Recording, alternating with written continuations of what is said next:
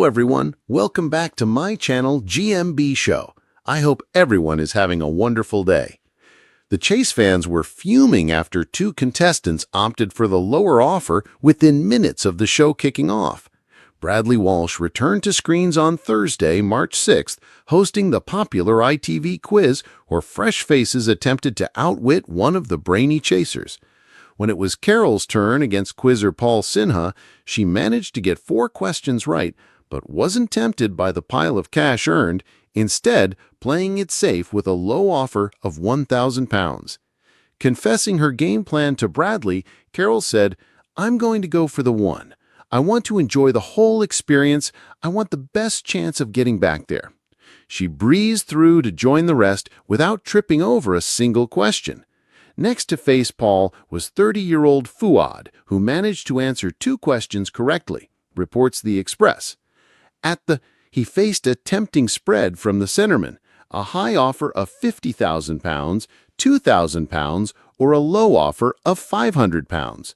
The primary school teacher aired his quandary before saying, "It's quite a tough decision, but I really want to get back to my team, so I think I'm going to pick the lower."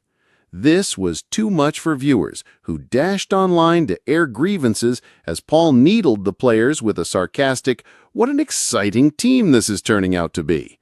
One disgruntled fan blasted, "No, 1,000 low offer taken by seat 1.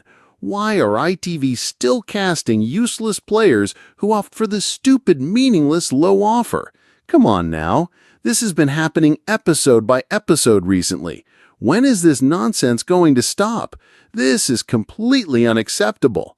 Another clearly had enough as they exclaimed, "Right, that's it, I'm turning off," while someone else vented their irritation more colorfully, commenting, "Take your £500 and shove it up your A." Adding to the chorus of disapproval, another viewer chimed in, "No, I actually can't believe this. £500 low offer. That's 2 in a row. Why do these useless people do this? Just why? Please stop casting these people who take the low offers, ITV. This is too much for everyone to handle. Please make it stop. I have had enough." Despite the controversy, Fuad managed to make it through to the final chase, though the prize pot was only a meager £1,500 at that stage.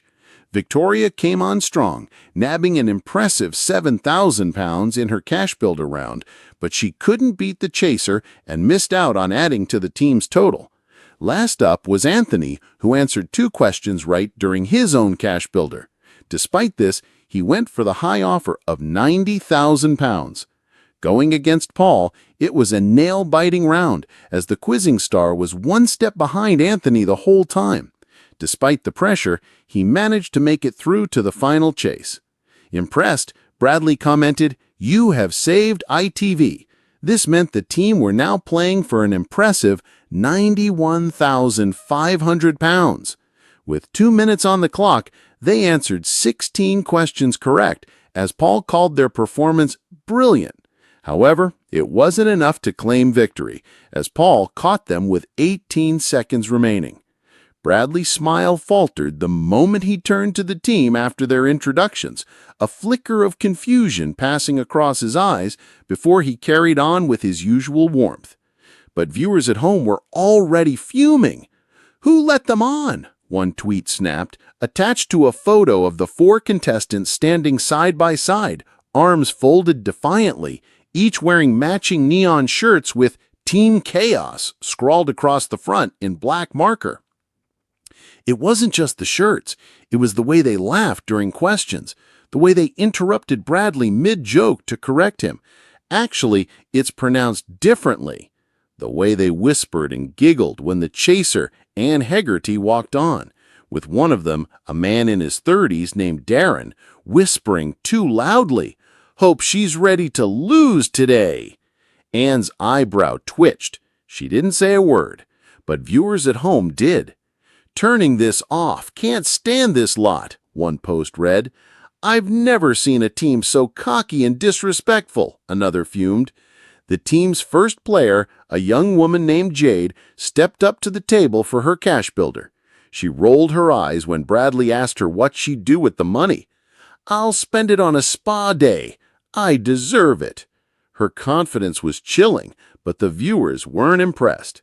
Then came the final straw.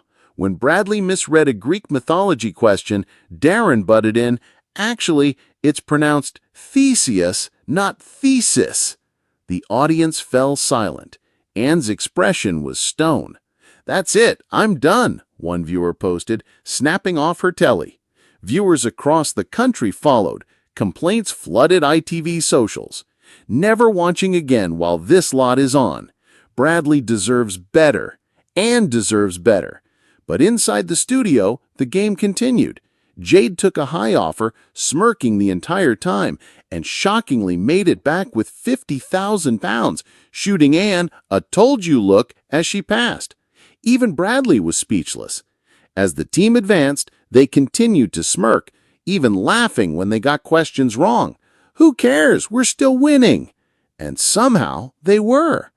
By the time the final chase began, half the country had switched off, unwilling to watch what they dubbed the most unlikable team in chase history. Yet those who stayed saw something they would never forget. Anne stepped up, eyes narrowed, the clock ticking. One by one, she demolished their score, wiping their smiles from their faces as their confidence shattered as the final seconds passed and the £85,000 they'd banked slipped away. They were gone, defeated. Anne turned to Bradley, giving the faintest smirk, and the studio erupted in relieved laughter. Outside, viewers flicked their TVs back on, the boycott over as quickly as it began. "Anne Hegarty just saved the chase," one viewer posted, and as the credits rolled, Bradley sighed of relief, whispering, "Order restored."